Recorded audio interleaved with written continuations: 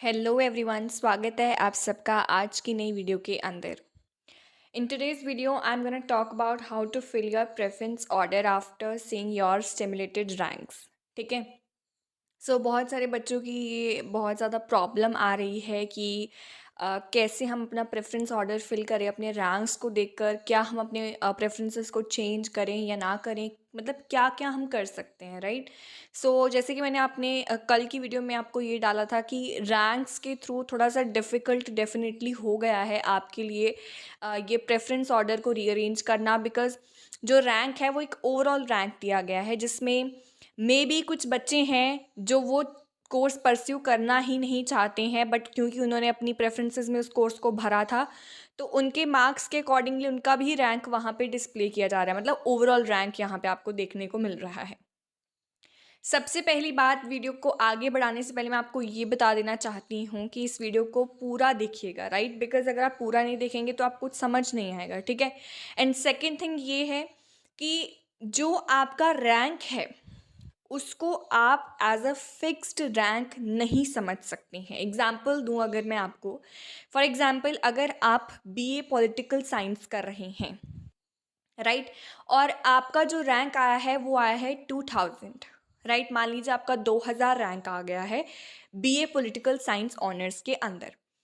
अब बच्चे क्या सोच रहे हैं कि 2000 रैंक के ऊपर तो हमें नॉर्थ कैंपस साउथ कैंपस नहीं मिल पाएगा, जो हम चाहते थे वो हमें नहीं मिल पाएगा, तो क्या अब हमें ऑफ कैंपस के अंदर अपना एडमिशन ले लेना चाहिए। सबसे पहले तो बेटा, ये जो 2000 आपका रैंक दिख रहा है ये आपका रियल रैंक नहीं होने वाला है। जब आप अपना स्टिमुलेटेड रैंक खोलते हैं उससे पहले एक डिस्क्लेमर दिल्ली यूनिवर्सिटी आपको देती है कि ये जो चीज़ें हैं ये सिर्फ और सिर्फ यू कैन से अजम्पशंस हैं, कि इतने पूरे कंपटीशन के अंदर आप यहाँ पर लाई कर रहे हो, आपका इतना रैंक है बाकी सबके अलावा।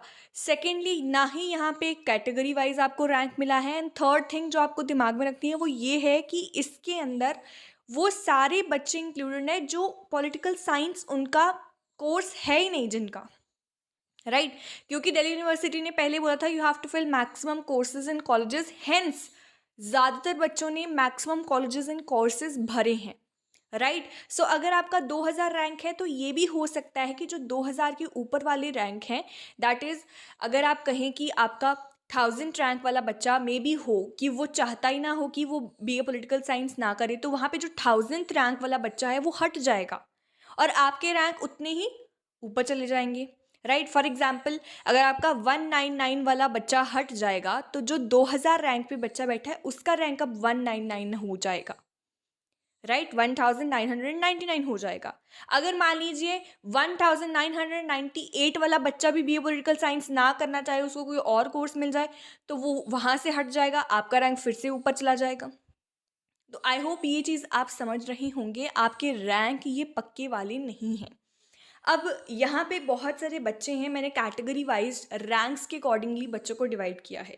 सबसे पहले वो बच्चे जिनका जो रैंक है वो 1000 से कम है या फिर 1000 है, ठीक है। तो सबसे पहले वो मान के चलें कि अगर उनका रैंक 1000 है तो उनका रैंक 900 तक पहुँच सकता है।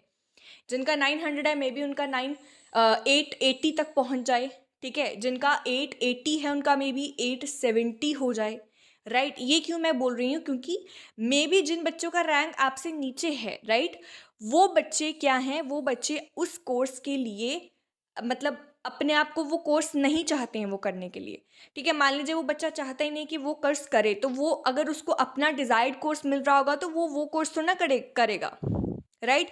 वो अपनी सीट को वहाँ से छोड़ देगा और फिर अपने कोर्स के अंदर वो जाएगा, राइट। सबसे पहले तो अगर जिन बच्चों के जो रैंक्स हैं वो 1000 से नीचे हैं या फिर 1000 है, ओके, आप इसके आसपास लगा सकते हैं। अगर एक बच्चा है जिसका रैंक जो है वो 1500 आ रहा है, दैट इज़ 1500 आ रहा है, तो मे बी उसका रैंक 1000 हो जाए। 500 बच्चे बीच में से निकल सकते हैं, राइट। और मे बी उसका कैटेगरी वाइज भी डिफरेंस होगा, ठीक है। जिसका SC या ST होगा उसको 1500 के ऊपर भी एडमिशन मिल रहा होगा किसी अच्छे कॉलेज के अंदर, तो कैटेगरी वाइज भी अलग अलग चीज़ें होने वाली हैं, राइट। सो इस चीज़ को ध्यान में रखिए, ये सिर्फ आपका ओवरऑल रैंक है, इसमें हर एक बच्चे को कंसिडर कर दिया गया है, जो बच्चा चाहता भी नहीं है उस कोर्स को करना उसको भी कंसिडर कर दिया गया है, ठीक है। सो ये थोड़ा सा घबराइए मत, जिनका ये ओवरऑल सब मैं दे रही हूँ अभी, राइट, जिनका स्कोर जो है, रैंक जो है वो 1000 से कम या फिर 1000 के आसपास है, राइट, वो बच्चे टॉप टू बॉटम ही अपने कॉलेजेस को रहने दीजिए, कोई शफलिंग नहीं कीजिए। भाई मेरा 1000 रैंक आ गया, मेरे को तो नॉर्थ कैंपस का SRCC नहीं मिलेगा, सेंट स्टीफेंस नहीं मिलेगा, हिंदू नहीं मिलेगा, राइट, नहीं मिलेंगे, not in the first list, ठीक है। देखो अब मैं ये नहीं कह रही हूँ कि अगर आपका 1000 रैंक है तो आपका सीधा ही 400 पे रैंक गिर जाएगा, इतने बच्चे भी नहीं निकलने वाले, ये भी ध्यान में रखना, 400 तक बच्चे नहीं निकल जाएंगे, ठीक है। आपका 400 रैंक नहीं आ जाएगा, बीच में से 600 बच्चे थोड़ा निकल जाएंगे, राइट, ये चीज़ नहीं होने वाली है। हाँ, आपका जो रैंक है उसमें फ़र्क अगर पड़ेगा तो वो पड़ेगा 50 का पड़ सकता है, मैक्स टू मैक्स 60 का पड़ सकता है। अगर आपका 1000 रैंक है तो आपका जो रैंक है वो कितना हो सकता है, या तो 940 हो सकता है या 950 हो सकता है, इससे कम नहीं हो जाएगा, ठीक है। लेकिन आपको अपने कॉलेजेस को टॉप टू बॉटम ही रखना है, अपने कोर्स को पहले प्रेफरेंस पे रखना है, चाहे आपके कोर्स के अंदर आपको कम रैंक मिला हो या फिर ज़्यादा मिला हो, लेकिन अपने कोर्स को ऊपर रखिएगा, राइट। अब जो बच्चा ये सोच रहा है कि नहीं नहीं मैं पहले दूसरे कॉलेजेस को जो इतने अच्छे नहीं हैं उनको ऊपर रख देता हूँ ताकि मुझे पहले एडमिशन मिल जाए, तो बेटा जब अपग्रेड होगा ना तो जो नीचे कॉलेजेस आपने भरे होंगे ना वो डिलीट हो जाएंगे, वो आपको दिखेंगे ही नहीं फिर सेकेंड राउंड ऑफ काउंसलिंग के अंदर। आप ये सोच के मत बैठिए कि अगर मैं ऊपर सारे ऐसे ही कॉलेजेस भर दूंगा, नॉर्थ कैंपस साउथ कैंपस को नहीं भर के आऊँगा, ऑफ कैंपस के कॉलेजेस इवनिंग कॉलेजेस को भर दूंगा, तो जब आपका सेकेंड राउंड होगा और आप अपग्रेड के ऊपर दबाओगे तो अपग्रेड के अंदर आपको वो ऑफ कैंपस ही दिखेंगे कॉलेजेस, तब आप शफलिंग नहीं कर सकते, सिर्फ उनकी शफलिंग कर सकते हैं जो कॉलेजेस आपको जो अलॉट हुआ है सीट फर्स्ट राउंड में उससे ऊपर कॉलेजेस हैं, वही कॉलेजेस आपको मिलेंगे। ये चीज़ को ध्यान में रखिएगा, ठीक है। ये हर एक चीज़ को ध्यान में रखते हुए आपको अभी अपनी प्रेफरेंस को चूज़ करना पड़ेगा। अब बात करते हैं जिनका स्कोर जो है वो अबव 1000 बट बिलो 3000 है, रैंक जिसका अबव 1000 बट बिलो 3000 है, उसकी बात करते हैं, उस बच्चे की बात करते हैं। देखिए जैसे कि मैंने आपको बोला कि अभी आपका अगर रैंक 3000 है तो फ़र्क कितना पड़ सकता है, आपका रैंक 2640 पहुंच सकता है, ठीक है। मतलब आपका जो रैंक अगर नीचे गिरेगा, मतलब अगर आपका रैंक जो है वो नीचे गिरेगा तो इतना ही गिरेगा कि आप 2000 या फिर 1000 के बीच में ही लाई कर रहे होंगे, आपका रैंक ऐसा नहीं हो जाएगा 400 हो जाएगा, ठीक है। तो मतलब आप 1000 एंड किसके बीच में लाई कर रहे होंगे, you will be lying between 1000 and 300 ही, उसमें ही आपका रैंक थोड़ा कम होगा, राइट। उससे ज़्यादा नहीं हो जाएगा कि आपका 900 रैंक हो गया, 800 रैंक हो गया, ये नहीं हो जाएगा। मान लीजिए अगर बच्चे बीच में से निकले भी तो फिर भी आपका 800 रैंक तक नहीं पहुंचेगा, ठीक है। अब देखिए आपका जो रैंक है इसके अकॉर्डिंगली सबसे पहले तो आपको अपना कोर्स ही देखना है, लेकिन कोर्स के अंदर जो आप देख रहे हैं उसमें आप साउथ कैंपस के कॉलेजेस को पहले डाल सकते हैं, देन आप ऑफ कैंपस के कुछ अच्छे कॉलेजेस को डाल सकते हैं, देन थोड़े जो अच्छे नहीं हैं उनको डालिएगा, एंड देन आप इवनिंग कॉलेजेस को डाल सकते हैं। अगर आप नॉर्थ कैंपस के कॉलेजेस को टारगेट करेंगे तो वो थोड़ा सा डिफ़िकल्ट हो जाएगा आपके लिए, राइट। सो आपको क्या करना है, साउथ कैंपस के कॉलेजेस को आप टॉप पे डालिए, राइट। और ये चीज़ आपको करेंगे तो थोड़ा सा फ़ायदा आपको मिल सकता है कि आपको अलॉटमेंट जल्दी हो जाएगा सीट का, और आपकी जो सीट है वो रिजर्व हो जाएगी, अगली बार आप अपग्रेड करेंगे तो डेफिनेटली आपको कोई ना कोई अच्छा कॉलेज मिल जाएगा। लेकिन ऐसा मत करेगा कि पहले आप ऑफ कैंपस डाल दीजिए फिर साउथ कैंपस, ये चीज़ आपको नहीं करनी है। पहले आपको साउथ कैंपस के कॉलेजेस को डालना है, फिर आपको ऑफ कैंपस के कॉलेजेस को डालना होगा। अब बात कर लेते हैं वो बच्चे, अब बात करते हैं उन बच्चों की जिनका स्कोर 3000 प्लस है लेकिन जो रैंक है वो 4000 से कम है लेकिन 3000 से ज़्यादा है, ठीक है। इसके अंदर आपको क्या करना पड़ेगा, आपको अपने कोर्स के साथ थोड़ा सा कॉम्प्रोमाइज़ डेफिनेटली करना पड़ेगा। मे बी आपका जो कोर्स जिसके अंदर आप मतलब जा रहे हैं उसमें आपका बहुत ज़्यादा रैंक आ गया, लाइक 4000 तक आ गया आपका रैंक, तो फिर अगर आपका रैंक घटेगा भी तो 3000 के बीच में रहेगा, और 3000 के अंदर थोड़ा नॉर्थ कैंपस और साउथ कैंपस को लेना थोड़ा डिफ़िकल्ट हो जाएगा, राइट। लेकिन अगर आप अपने कोर्स को थोड़ा सा चेंज कर लेते हैं तो मे बी आपको कोई अच्छे कॉलेजेस मिल जाएं, right, as comparison in this rank only, ठीक है। इस रैंक के अंदर आपको अच्छे कॉलेज मिल सकते हैं अगर आप अपना कोर्स चेंज कर लें, राइट। सो ये आप कर सकते हैं। इसके बाद जिन बच्चों का अब हम बात कर लेते हैं इन बच्चों की जिनका रैंक 4000 से ज़्यादा है, लेकिन लास्ट लिमिट आप कंसिडर कर सकते हैं 6000 तक आपका अगर रैंक है। सो देन आपको जो टारगेट करना चाहिए वो होना चाहिए आपके थोड़े below average colleges and your evening colleges, right.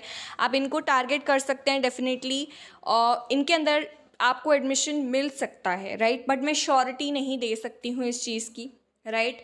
सो आपको थोड़ा सा अभी वेट करना पड़ेगा because all these things are happening for the first time, और हमारे पास कोई रिकॉर्ड नहीं है कि इतना रैंक पे एडमिशन्स होते हैं नहीं होते हैं, राइट। पहले मेरिट आया करती थी तो मेरिट के बेसिस के ऊपर हम जज कर लेते थे कि अगर एक बच्चे की 92% है, 93 है, 95 है, 98 है, तो उसको कौन सा कॉलेज और कौन सा कोर्स मिल सकता है।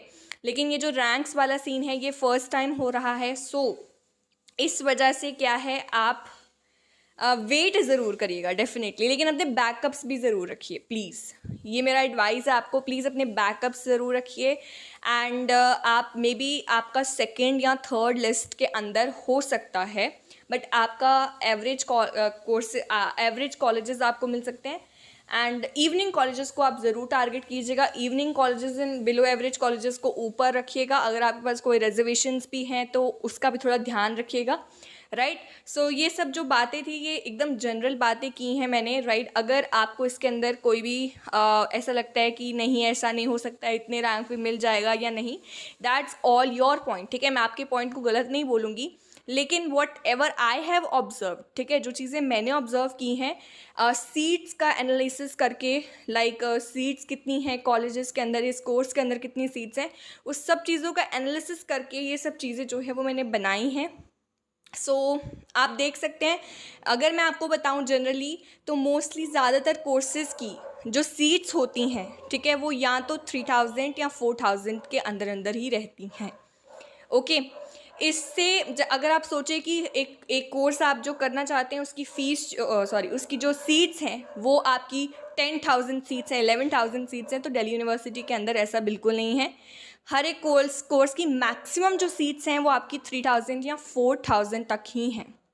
सो उसके अकॉर्डिंगली मैं आपको ये चीज़ बता रही हूँ, लाइक जिस बच्चे का रैंक जो है वो 6000 अगर आया तो मे बी उसका रैंक 5000 के बीच के अंदर कहीं आ जाए, राइट। और मे बी अगर उसकी कैटेगरी भी है तो फिर उसका हो सकता है एडमिशन, क्योंकि इतनी सीट्स मे बी कुछ ना कुछ सीट वेकेंट हो जाएं। सो ये सब चीज़ें हैं जो एनालिसिस कर मैंने आपको यहाँ पे बताई हैं। अगर आपका कोई ओपिनियन तो डेफिनेटली आप उसको चैट में लिख सकते हैं, अपने कमेंट्स के अंदर लिख सकते हैं, सो दैट आपके ओपिनियंस के ऊपर भी बच्चे जो हैं वो देखें। एंड अगर आप ज़्यादा से ज़्यादा ओपिनियन शेयर करेंगे तो डेफिनेटली सबको हेल्प होगी, राइट।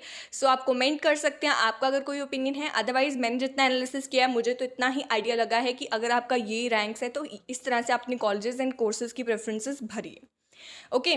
सो ये था पूरा का पूरा आज का वीडियो। आई होप आपको सब चीज़ें जो हैं वो समझ आ गई होंगी। अगर आपको ये वीडियो इन्फॉर्मेटिव लगी तो प्लीज़ इस चैनल को सब्सक्राइब कीजिएगा, इस वीडियो को लाइक कीजिएगा। तो ये थी आज की वीडियो, मिलते हैं अगली वीडियो के अंदर। Thank you everyone for watching this video.